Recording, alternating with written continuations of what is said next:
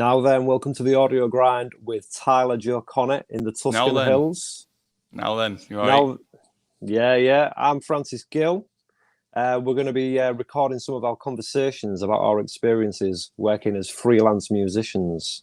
So we're going to start today by answering a question that we've both been asked several times in recent weeks. Basically, people coming to us and saying, I want to go pro, or I want to make more money from music. How do I do it? So my first question to you is, what was it that made you sort of drop off into the deep end, so to speak? Drop off into the deep end straight. So for me, what made me jump off into the deep end was I was working as a waiter, and I was doing like bits of audio stuff on the side, and I could never really get the formula right. I think I was either charging too little or I was on the wrong platforms. I was just marketing myself just wrong. I think I was putting so much emphasis on things need to look so good. I need to have, people to design my logos, and I could just never get it off the ground. I spent all my time not actually making music, and the pandemic rolled around, and as a lot of people did, I ended up losing my job contract because, 2 years into a pandemic, well, it was at this point 8 months into the pandemic. No one's going to renew a job contract for somebody. It's just not going to happen. Mm. So I was thinking to myself, right, what do I know how to do that I could earn myself some cash with? And I'm thinking music. But at this point, I've not made anything. Like, what's the problem? Why am I not making anything? So I kind of changed my approach to how I thought I would just, go in at the deep end, as you said. Mm-hmm. And it was just kind of just get started. I got myself on that platform Fiverr. And instead of kind of going for all these crazy like videos and logos, I just started off. I got my GoPro, asked myself a couple of questions on the camera with some of the music that I'd done for some of my old bands back in the day. Kind of pretended that there was old clients, and just kind of put myself on Fiverr. But I think I made the mistake of having my prices too low at the start because I think I was working for something like $30 a track, which is ludicrous, really. And what did you offer for $30 a track at the time? So at the time, $30 a track, you was getting. I was playing guitar, playing bass, doing programming, mixing, mastering, the whole shebang for $30. I mean, looking back, that's pretty much free, and and I wondered why I didn't really get many bites. I get the odd one here and there, and it would be for like not even mixing and mastering the first one. I think they just wanted me as a guitar player. But I noticed like when I raised my price a bit, even just to $60 or $50, I can't remember, I started getting a bit more like attention, but it was still like terrible work. And it was one of these things where I had to really start to build into it. And it was only through that determination of, I'm in the deep end here. Like I've got rent to pay.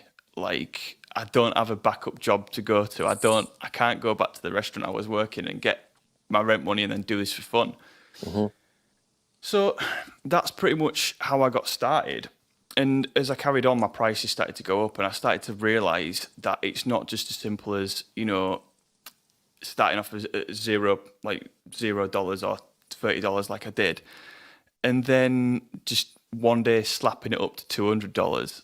I think now my prices are like $250 a track, and I still think that's pretty cheap for what they get.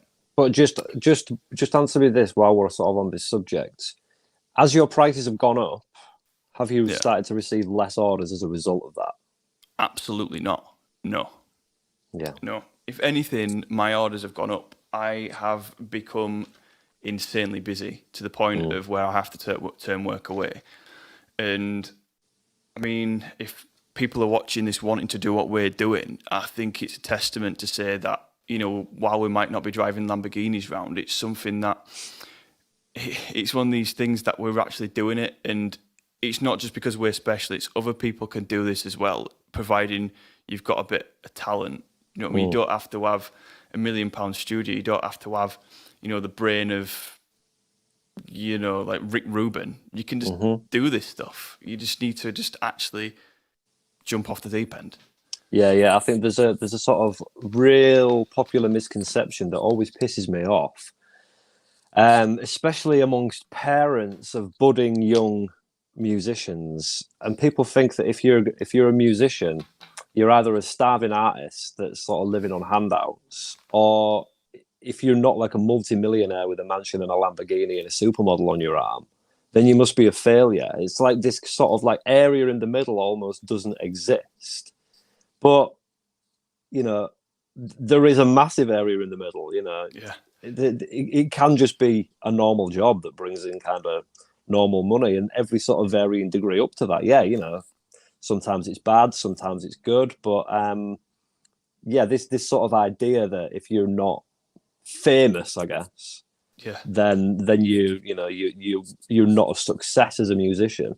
It's absolute bollocks, you know. Yeah, it's ludicrous. I mean, I know your intro story is quite a bit different than mine, but I still think it's pretty relevant for this kind of thing, especially how.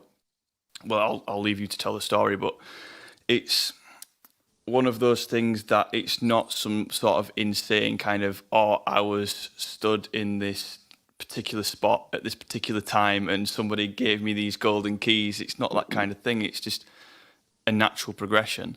No. So, I mean, yeah. everything's a work in progress. You know, I guess, you know, especially in this sort of industry, it's a constant learning curve. You know, you will constantly be picking up new skills. But I think fundamentally, before I sort of go into sort of how my journey has happened, first and foremost, you've got to be skilled. If you've got the skill, you know, whether that initial skill be you're a good guitar player, or, you know, you're a good with any kind of performer, any kind of instrumental performer, or you're a good producer, you're a good mix engineer, you're a good, you know, live sound engineer, any job that could be working in the sort of music industry, providing you are skilled, you can get work. And I do believe that, you know.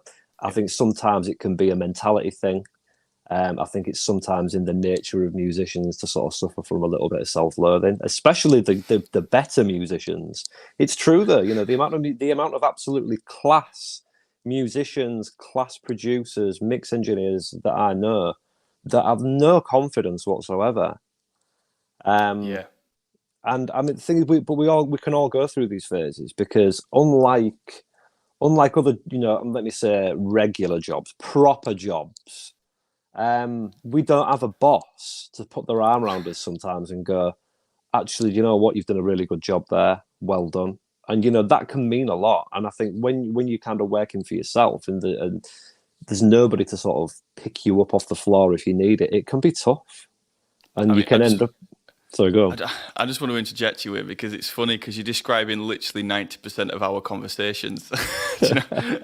When we call each other up on a night, mate, check my mix for me because I'm worried they're going to fucking hate it. Yeah, but absolutely. But the thing is, though, I mean, I guess like we provide that for each other now, don't we? That is Yeah. like a position that where if I need a bit of a pickup or whatever, I'll call you. Because Yeah. if I've mixed a track badly, or, you know, if I'm having any kind of crisis of confidence with something, and I need some advice, I'll call you. You know, and Yeah. I'd like to think vice versa as well. But although you're not my boss, because I, you know, value your opinion, because I, you know, think you're excellent at what you do, that kind of solicits the job that I've done. If you say to me, you've done a good job there, that's good enough for me. That's good enough, like, you know. That's like me having a boss go, yeah, brilliant, you've done a good job there, Francis. Yeah. And then I get my little positive stroke and I'm like, hey, I did a good job. It's the same as when I ring you, like, mate, the client hates this mix. What's the problem? You're like, mate, your bass is so fucking loud. Like, what the fuck? And I'm like, oh yeah, shit. Like, you know, it's almost a little bit of a, you should fucking know better. What's wrong with you? No, but the thing is, I get it. I absolutely get it, because it's, you know, obviously not to get too technical, but if you're mixing a track, sometimes you can't see the wood for the trees. Yeah. You know, true. because that was a track where you were like the brunt of the mix was you mixing, like, how many parts was that choir? Oh, that was ridiculous. Yeah, that was crazy. How many parts? It was. It was like 200 or 180 or something No, like it was like that. 250. You said at the Yeah. time it was like this Yeah, it was. 250 part choir. Took you ages to do it. Your choir sounded phenomenal. Don't Yeah. get me wrong. It was a And you, labour of love, that. It really yeah, was. oh yeah, completely. But then like you sent me the mix, and I was just like, yeah, your bass needs to come down by at least 6 dB. But I get it because I've made the same mistake. But you're probably listening to the clarity of the choir, and you're thinking, Yeah. why is this not working? When the problem might be in the low end and the low mids of the bass guitar, but you're not thinking about that. You're thinking about something else. So this is why sometimes a second set of ears is just absolutely invaluable. Yeah, it's about getting yourself in a little bubble of like-minded people, and I see a lot of it, especially in small towns and small cities, like this. If somebody else is succeeding, you're failing, which is fucking nonsense, absolute nonsense. Like, you want to be finding people that are doing well, and you want to be friends with them, and not to steal the Yeah, work either. Not to steal what that you want to just for that little pat on the back, that little pat on the shoulder, just to be like, yeah, I'm on the right path, and I want to yeah, be associated with other like-minded people that are doing the same job as me. Because I yeah. literally know like two other people that, well, you and I think one other person which does not even the same job, but a similar job. Do you know what I mean? It's difficult to find. Yeah. I mean, I guess like one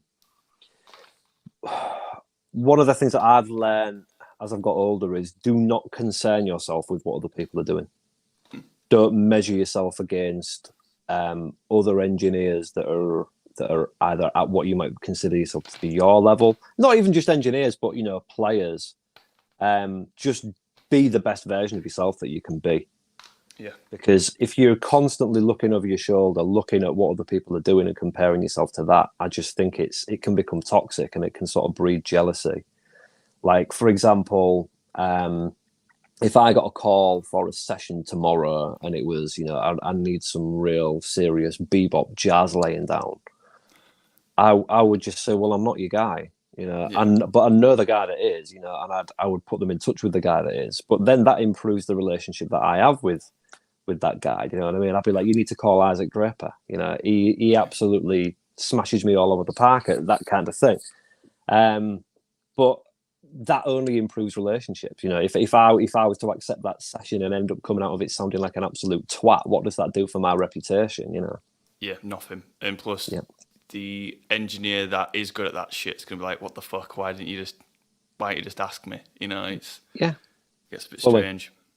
Fully. So, I'll answer that question that you posed ages ago. Yeah. Yeah, my journey was very, very different to yours. You kind of had this definitive point where you were like, right, I've got these skills. I need to monetize it now because I've lost my job, and it's a pandemic. Like none of us knew what was gonna happen. But I've always sort of worked in music from being like 18 years old. So that's like for the last 17 years. I've never really had what you'd call a proper job, a 9 to 5. So yeah, I just started off teaching like private guitar lessons, going to people's houses when I was a music student. And then I ended up getting a job working as a guitar teacher at the college where I was a student. Which was where I met you, innit? Yeah, that's how we met. Tyler was in one of my guitar classes in, when will that have been? 2011?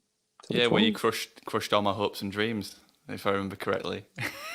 Oh, that's a real good advertisement for me as a guitar tutor, right? Isn't it? Yeah, Francis crushed my hopes and dreams. Yeah, because I genuinely thought I was the best guitar player I'd ever seen when I was I must have been like 16. I was like, yeah, this cunt's got no on me, and then I was like, oh fuck, this guy's fucking unbelievable. Like walked out, like my mum was like, oh, I bet everyone's really wowed by you how you play out here. I was like, yeah, not at all. Like the guitar teacher is like in another fucking league. He's not even in the same league. He's in a different universe, man. But look at you now. You're a nice, well-rounded human being, Tyler. You're not walking into a room. Yeah, I needed it. But yeah, I mean, I guess when I was working at the college, what that did, it kind of boosted my credibility. So the price of my private lessons went up. And then through contacts I made at the college, I got a job working at another music school in the city. And from there, just through people that I met and worked with, because it was always around the music scene that led to sort of doing bits and bobs of session work, bits and bobs of live work, and all of a sudden you kind of you're involved, you're sort of part of it. But then in sort of 2011, 2012, around about the time we met, maybe just after, Yeah. there was a bit of a shift, and you could feel things were sort of changing because, like, for example, like the college started slashing hours left, right, and centre from the staff that were on the shop floor delivering the classes. So that income dwindled massively. We'd faced at this point 2 or 3 years of austerity under the new government, and people were cutting costs left, right, and centre. So the first thing you do is you ditch your luxuries. So things like guitar lessons, instrumental lessons, music theory lessons. People cut them. The same way that you probably don't go out for a pint as often. You don't get a taxi somewhere. You know what I mean? Yeah. So it was a case of sink or swim, really, and I kind of noticed that the people that were able to sort of weather the storm around me were the people that were sort of maximizing their skill sets and diversifying their skill sets, really, and they were able to explore multiple revenue streams.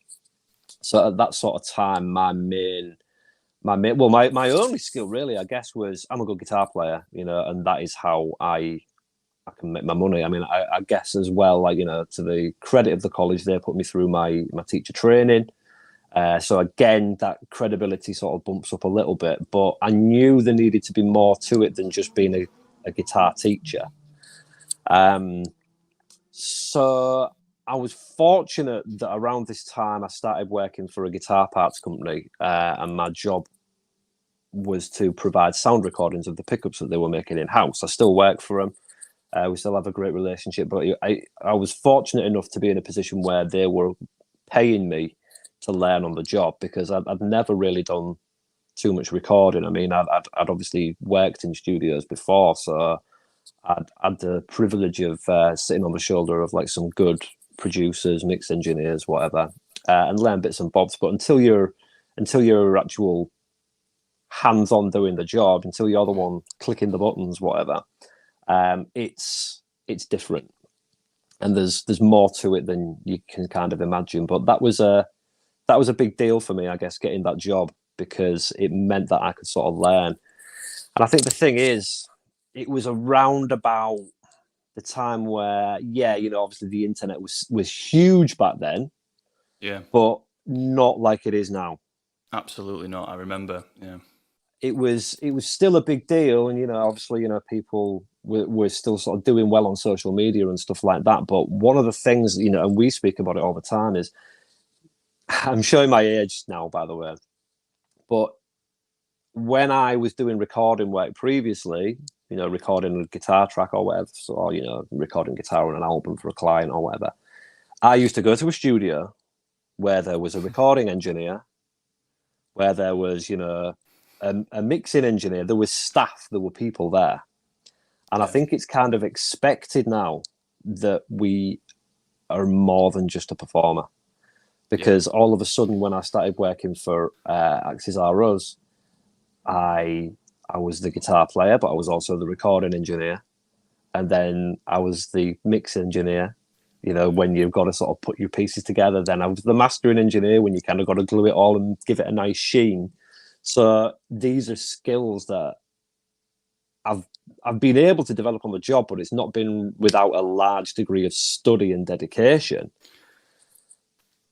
Yeah, I mean, when you go back to, I mean, what we were doing back then, like when I was in the college and stuff around that era, was it 2011, 2012? I can't remember what Something year it like was. that. Yeah. But the only thing we had back then, I mean, they didn't have like neural DSP plugins, or we didn't have like all these new two notes torpedo capture. We didn't, this didn't exist, or if it did, it was incredibly expensive. I mean, a hot plate, I mean, you're looking at nearly, was it like 800 quid for something like what you can get now for 100 quid, or Yeah. there was none of these drum programs. There was none of this kind of stuff when we was starting out. So it would be very strange for us to have grown up and already knowing how to do all these engineering things. I Yeah. mean, it, when we first started not even started doing the jobs, but we started doing the things for our own personal game. Well, I'm talking about my own experience here, but when I kind of first started doing it for my own bands and stuff, it was always a case of, right, let's record it at home for the demo and then go to the Yeah. studio to record it later, because we just could not have a finished product with the technology at the time. You just could not Yeah. do it. Absolutely. But I mean, like, the game has changed now. Yeah. And it's almost kind of, this is what I was basically saying. It's expected that there's more to being a musician than just playing your instrument. I mean, I was exactly the same when I got my first little setup. You know, when I got a laptop that could just about handle Cubase, and I had a version of Easy Drummer, The first and one. that was, Yeah. I think it was Easy Drummer 2 at the time. Oh, was it? Okay. Yeah, but I mean, it wasn't great, but I mean, No. it opened your eyes as to what was possible. But yeah, I mean, all of your actual recording, you go to a studio to do. Yeah. But so go on. It just wasn't good enough. It just wasn't good enough. Easy Drummer wasn't at that point yet. Everything sounded plastic. Like, if I remember, it sounded weird.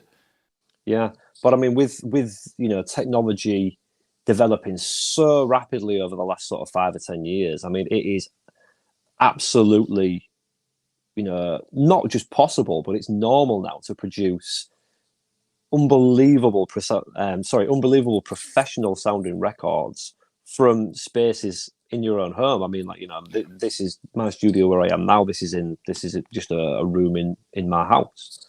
Yeah. But I'm confident in my ability. I know my equipment. I know my plugins. I know my limitations as well as my strengths, and it's about maximizing that, really. Yeah. Absolutely. So yeah, I mean, I guess that was kind of my experience of where I've ended up now. I mean, with recording for the guitar parts company, obviously I've developed skills. We're at a point now where, like, even to add to that, like, we were at a point quite recently where, like, just audio is no longer good enough. We need video to back that up. Yeah. So all of a sudden, people are asking for videos. Can we have a video of you doing this? Because we need it for a YouTube channel, we need it for an Instagram post, we need it for whatever, for a TikTok, whatever. I don't know. I've never done anything on TikTok yet. So all of a sudden, you've got to be a video editor. So I mean, you start your life off as a guitar. Well, I mean, me personally, I can only look through my own lens, but you start life off as a guitar player thinking, I am going to be a professional guitar player and that's all I'm ever going to do. That is bollocks. I mean, It's just so far removed from the truth, because you've got a guitar playing hat, you've got, you're a recording engineer, you're a mix engineer, you're a mastering engineer, you're probably a composer and arranger somewhere in there as well. Yeah. And now it's things like video editing. What software do I start on? It's a minefield, and these are all things that you have to learn really on the job. Well, this is something we've spoke about a lot, especially video editing. I mean, I started getting back into like computer graphics and stuff and making little animations or whatever, mostly for my personal life, but it's starting to bleed back into the professional stuff, like making videos, making little logos for stuff like Instagram. And it is a full-time fucking job, and it's really difficult to keep work-life balance when you're like, oh, I can't finish for the day because I've got to edit this video for Instagram, which probably really isn't going to do that much for you. I mean, if a client asks for it, it's different. But I think these kind of things are, like, I think they should be in your list of priorities. Like, this is speaking if it's not for a client. If a client's asked you for it, obviously it's in one of your priorities. But everything else, it's secondary, but it's expected to be like one of your primaries, which it's mad. Everything's just going backwards. It's crazy. Yeah. You spend an hour with your lighting, an hour with trying to get your voice to sound good, or trying to get the angle to sound right, to look right, and it's like, oh, just want to fucking finish work. It's all time consuming. It's all really, really time consuming stuff. I mean, you know, you'll put an Instagram post out that'll be like 2 minutes long or whatever, and people watch it and go, let's say, for example, again, relating to my own experiences, I put a video out of something that's advertising a product, a pickup, a pedal, whatever, and that content has essentially been bought from me. But it's not just the playing, and the sequencing the drums and the playing the bass part, or any other additional instruments that might be in there. It's the mixing, the mastering, the shooting of the video, getting the lighting right for that, doing all the little bit of extras. Like one of the videos I did in the last few months was for a pedal company, Sutton Instruments, and it took me 2 hours to get a good shot of me literally kicking the pedal. And I mean, I didn't even need to be there. I just thought it looked cool, but I just couldn't get a good shot of it. I mean, it was all bollocks. I mean, that wasn't actually the take of me doing the kicking the pedal. It was just dubbed in. But it's you think, oh well, I'll try and make it look pleasing for Insta. It takes time, but there's got to be more to it than just the play inside, I guess. Yeah. Yours. So we're talking about, you mentioned Sutton Instruments, you mentioned Craig, Axes, Arrows and that. I kind of wanted to highlight a couple of differences between your clients and my clients, because obviously our clients diversify quite a lot. Obviously you have yours in your studio, mine are on the net. Yeah. Mostly, I mean, I don't want to ramble on about bullshit about, how to get clients, because there's a million fucking videos on that. Oh. What the fuck was that? Oh shit, I've lost my video. Okay, well, hang on, give me a sec. You're going to test card, mate. I know, that was my fucking GoPro shit. Never buy a fucking GoPro, I'm telling you now. Never buy one, shit. You know what, we'll just fucking leave it like that. It's like Neapolitan ice cream, innit, but blue. Anyway. Have we lost you for the rest of the broadcast then? Yeah, my camera's overheated because it's too hot. Well, how hot is it where you are, though, to be fair? Well, we're looking at like 39 like right now, and it's about to thunderstorm as well, so it's really humid. My phone's been overheating, my GoPro's just, I mean, it's fucking boiling. Jesus. But yeah, so I'm just chilling out with the test card then for a bit. Yeah, chilling out with a test card for now. So yeah, talking about like our clients and basically keeping your clients. I don't want to kind of ramble on about getting clients because, I think we've covered a little bit like that. But yeah, how do you treat them? What do you do? I guess client relations. I mean, like you've mentioned, like the work I do with Axis Arrows and people like that. I mean, that's sort of led to a lot more recording work that I do for artists and stuff now. So typically they will kind of come in and often be part of the sessions. Because I suppose once you sort of get a bit of a reputation as being somebody that can do a lot of jobs, record, mix, master, and whatever, you start to get inquiries. I guess my approach with client relations is,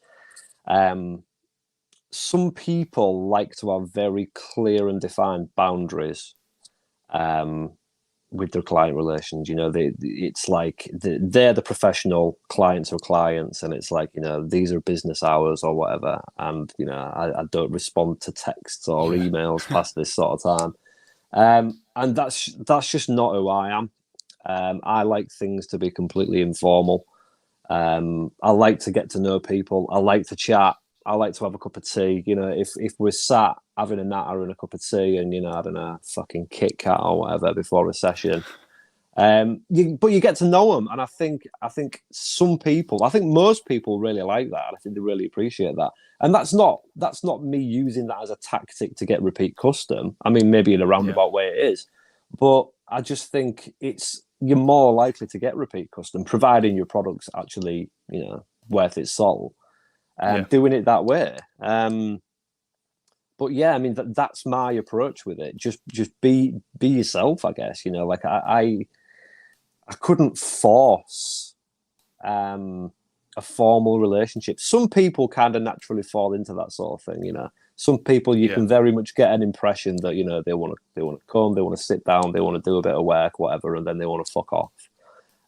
Yeah. And if that's the case, then fine. But I mean, my approach is just be personable. You know, I think if people like you, um, it goes a long way. Especially when we're doing a job like this. I mean, we're not filing taxes, are we? You know what I mean? We're fucking. It's music. Do you know what I Yeah, mean? It's this kind of thing. I mean, So like I think, your yeah, approach has got to be like a little bit sort of similar in the way you treat your clients. Because I mean, like you know, obviously you say that you're mainly web based, but I yeah. mean, what do you do to sort of like go the extra mile and be like an upstanding chap?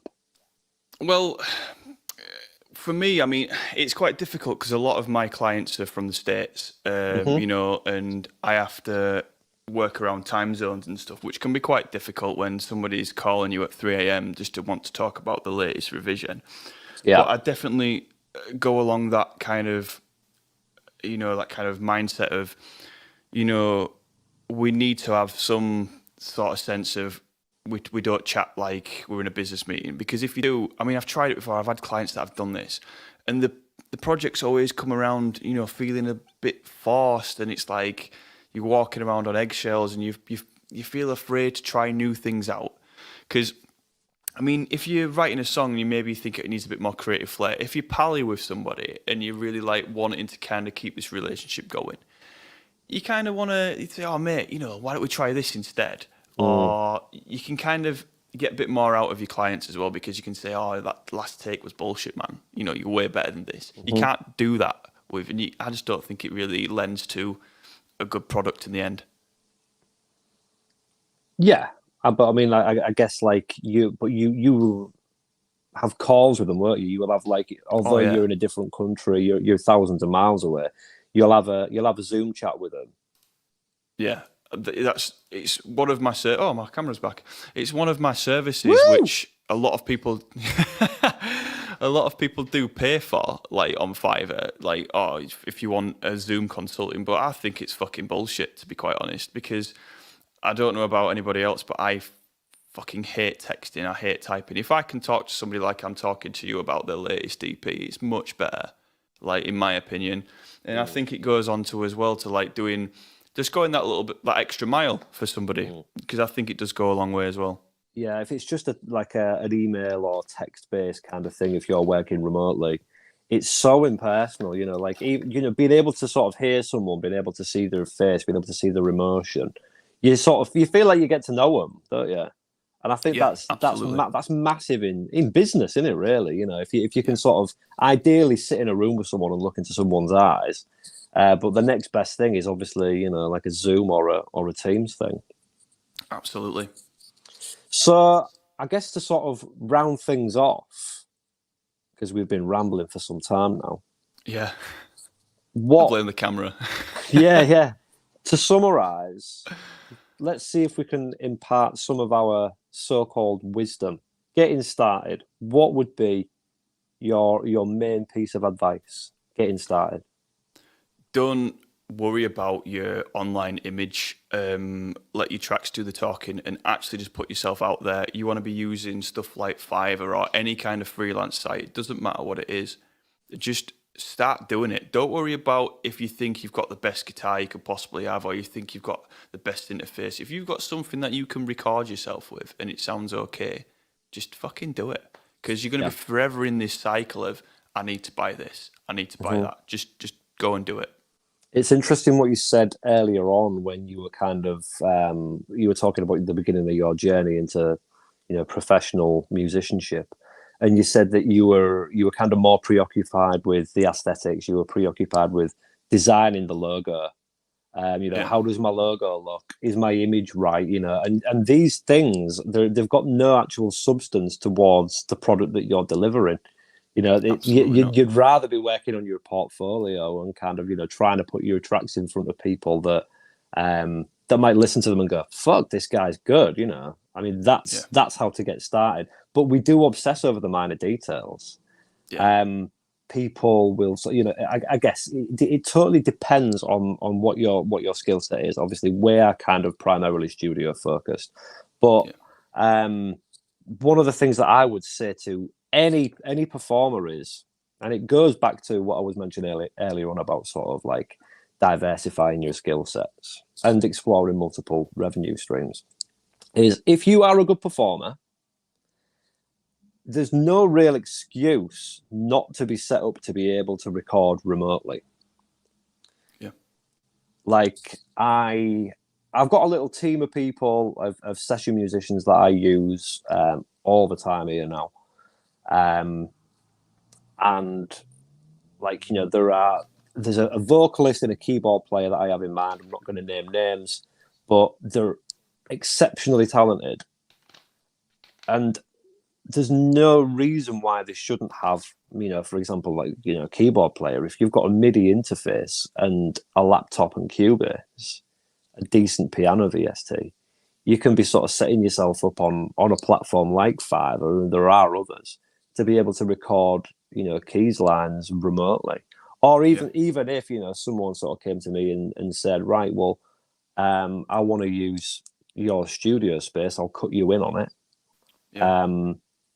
It's maximizing your skills. Maybe gigging is your bread and butter or whatever, or maybe you have a job and you play a few shows on a night and you want to sort of swing the bias more towards music than your 9-to-5 job. Look at your skills and go, how can I monetize it? If you're a performer, yes, you can gig, but yes, you can also record. Yes, that might mean you have to learn a little something, but it's totally worth it. Absolutely. Totally worth it. So, have you got anything that you would like to add before we sign off? I think we're pretty good, to be honest. I think definitely if we're going to continue doing these little pearls of wisdom, we should leave you wanting more. Okay, then. Well, we've rambled on. So, obviously, guys, we're pretty new to this, as you can probably tell. So, talk to us, ask us questions. We wanna hear from you. Hit the subscribe button, like things, comment on stuff, all that shit. So if you've got any questions, if there's anything that you want to kind of know more about, just hit us up in the comments section. So I guess we'll sign off until next time. In a bit. Cool.